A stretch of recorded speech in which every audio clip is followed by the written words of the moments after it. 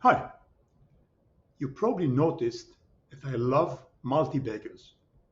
That's the term coined by Fidelity's Peter Lynch for stocks that can rise to multiples of what you buy them for. Something like Microsoft, Amazon, Nvidia, Intuit, Berkshire, and so on. You only need a few of those to be able to retire or at least semi-retire. Sure, you have to wait a long time before they grow to give you your multiple. Well, if you have to, you have to. But do you? Are multi-baggers the best thing in investing? Nope. There's one thing better: fast multi-baggers.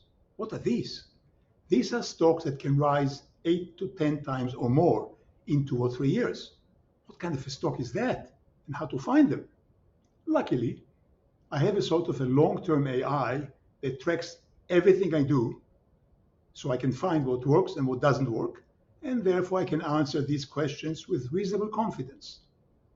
A fast multi-bagger has to have four characteristics. First, it has to be very cyclical, wildly so. So from bottom to top, you get at least 8 to 10 times your money, sometimes more. Second, it has to have a reasonably good balance sheet so it won't go broke, and will also have enough cash flow to pay off interest on its debt, if it has any, during the upcycle.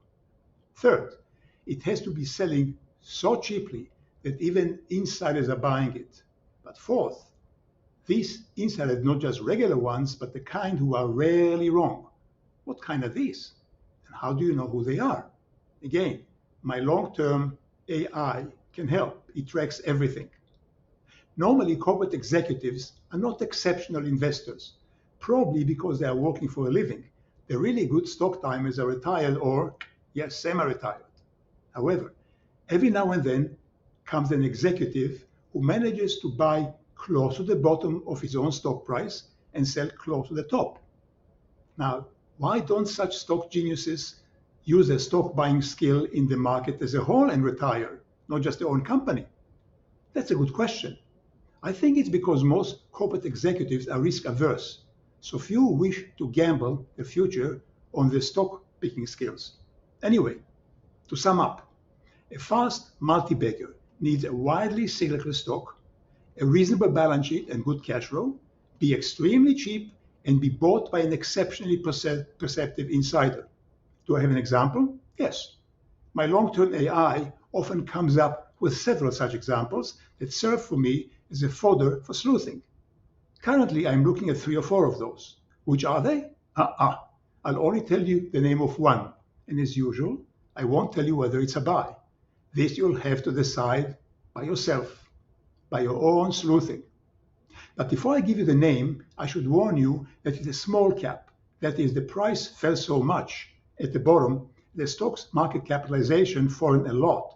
So it's suitable not to institutions, only to individual investors. Now, which stock is it? The stock is Nautilus, or NLS symbol. You know, the exercise machine company. And yes, it's a small cap, almost a micro cap.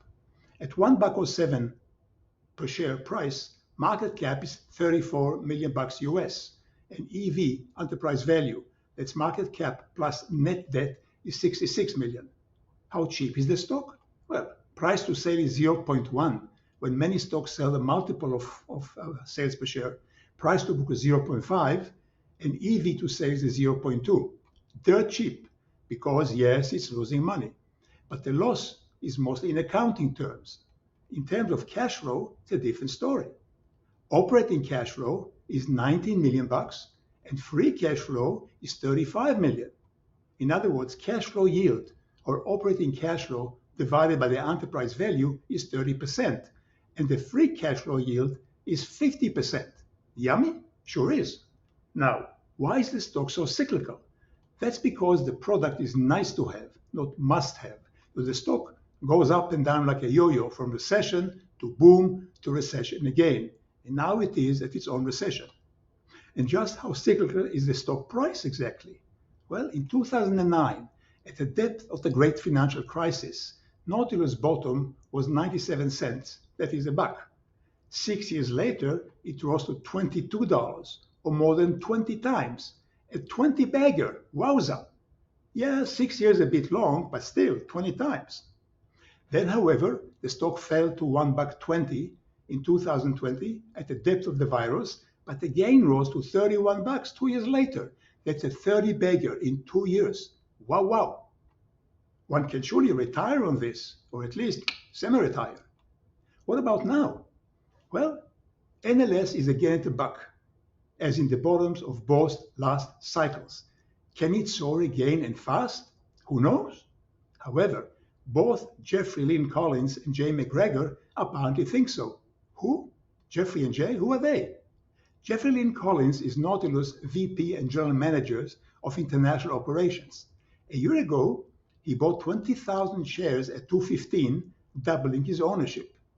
At the same time, Jay McGregor, Senior VP of North American Sales, bought 5,600 shares at about the same price.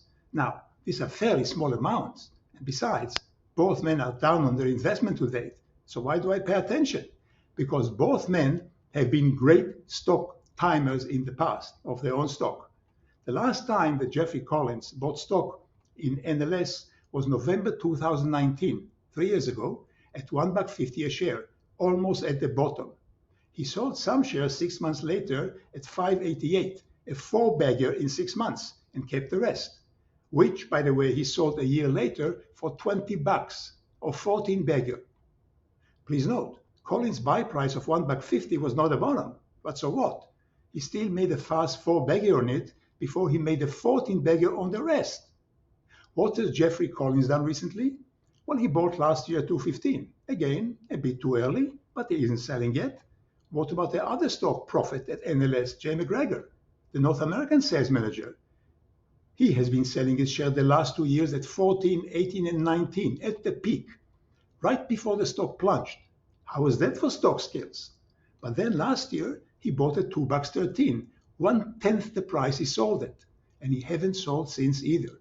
So, what's the conclusion? Is NLS a potential fast multi-bagger again? It might be. At least we have all the ingredients.